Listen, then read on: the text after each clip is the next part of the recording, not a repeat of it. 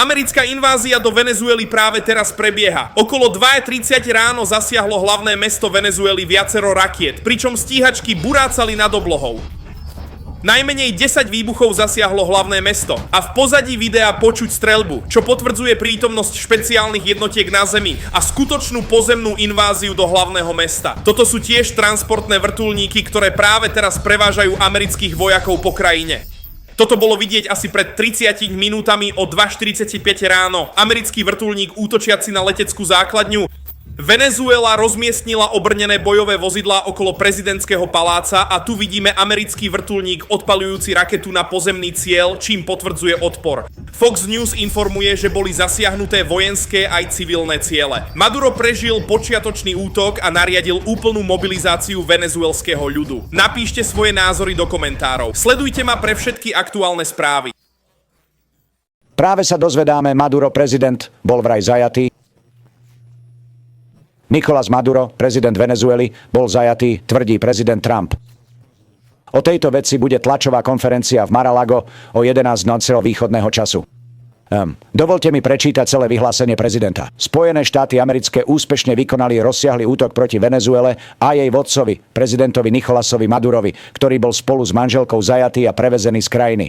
Táto operácia prebehla v spolupráci s americkými bezpečnostnými zložkami. Detaily budú nasledovať. Dnes o 11:00 sa uskutoční tlačová konferencia v Mar-a-Lago. Ďakujem za vašu pozornosť k tejto záležitosti. Prezident Donald Trump.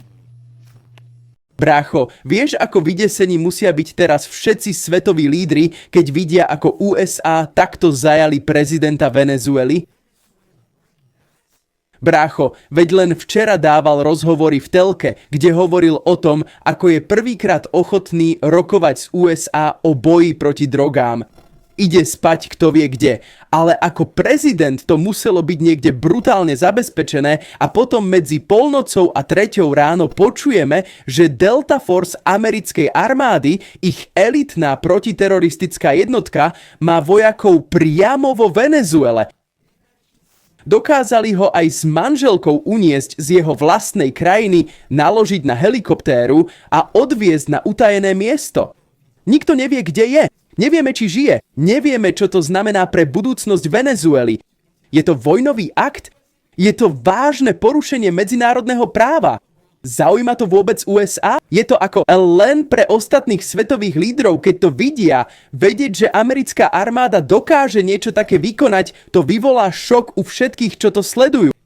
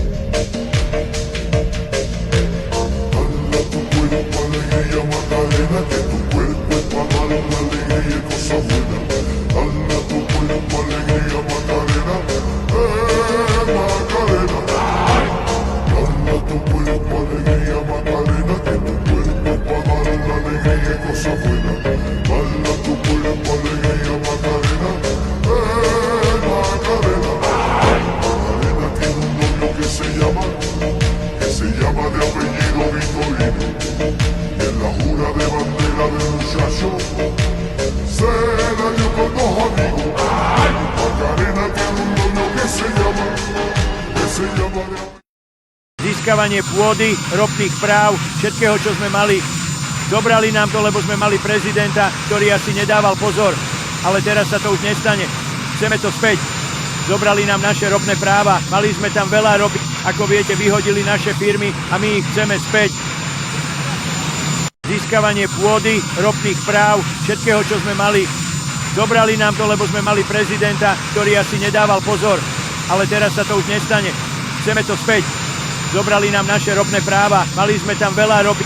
Ako viete, vyhodili naše firmy a my ich chceme späť. Pozrite sa na celkové zásoby ropy po celom svete, všetky tie obvyklé krajiny. Ale najväčšou zo všetkých, a to podľa rôznych zdrojov, je Venezuela.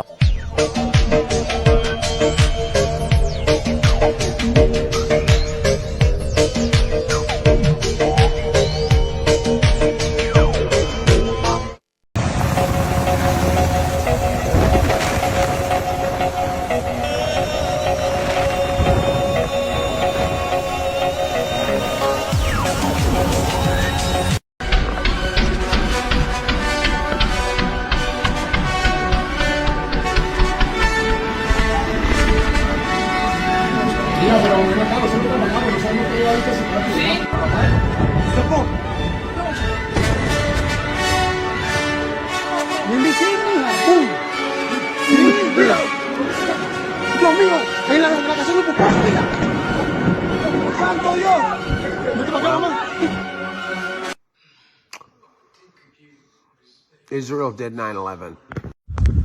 No, marico, esto no puede ser en serio. Marico, vamos a moverla. Graba ahí, graba ahí. Espera. Graba, marico. No, me está jodiendo. Marico, no puedo creer esta mierda. Marico, me está jodiendo. Marico, tengo el corazón mío. Ya, marico. Llama ya mismo. Ah, bueno, puede ser. ¿Y pillaste? No, voy a ir al lado de Fortitude, weón. Marico, se me quedó siempre en el puto teléfono. ¿Están grabando? Sí, sí. Marico, me da un infarto en esta mierda. Marico, tengo el corazón a 1000, pues. Allá también, marico, escucha. Nuestros papás deben estar... Muriéndose. A mi mamá le da un infarto. No tengo que llegar acá ni ver, ¿verdad? Vamos a caminar, Sí, weón. vamos a darle, Vamos a...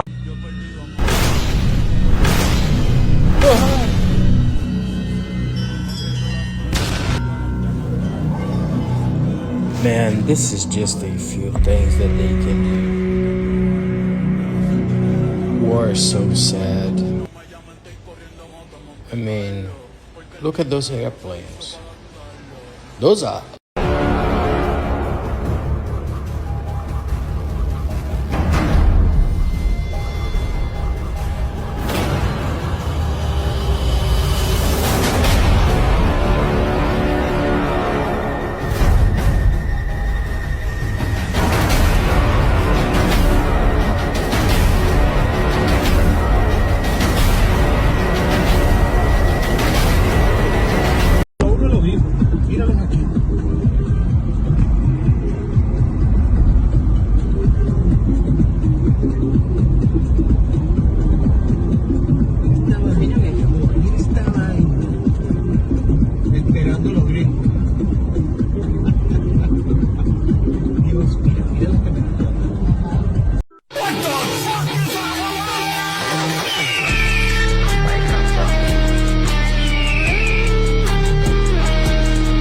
Takže USA napadajú Venezuelu, aby zastavili obchod s drogami, ale to nedáva žiadny zmysel.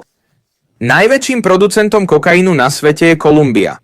Vo Venezuele sa nevyrábajú žiadne drogy. Prečo by ste ju vôbec napadli? Jediné, čo produkujú vo veľkom, je ropa. Aha, teraz to chápem. Mimoriadne správy. Viac ako 13 000 amerických námorníkov dorazilo k Venezuele a situácia v Karibiku vyzerá ako najväčšie vojenské nasadenie od vojny v Iraku. Nedaleko pobrežia Venezuely sa Trinidad a Tobago zmenil na plnohodnotnú vojenskú zónu.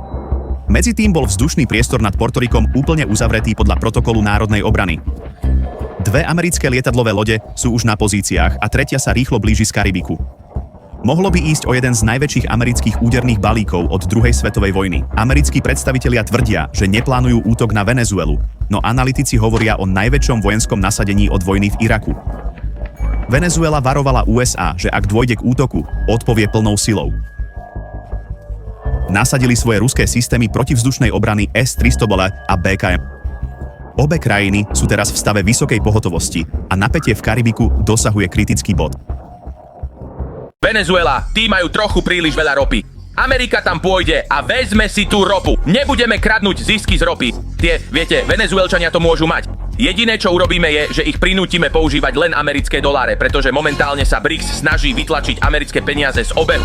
Takže teraz sa snažíme získať venezuelskú ropu a hneď ako ju získame, bude to šachmat pre BRICS, šachmat pre Rusko, šachmat pre Čínu, šachmat pre všetkých, ktorí si myslia, že si môžu zaibávať s americkou nadvládou. Prezident Maduro z Venezuely bol zajatý americkými špeciálnymi jednotkami a práve ho prevážajú do USA, kým hovorím. Misia začala od 2:00 ráno, keď americké rakety a stíhačky bombardovali hlavné mesto, aby vyvolali chaos a paniku.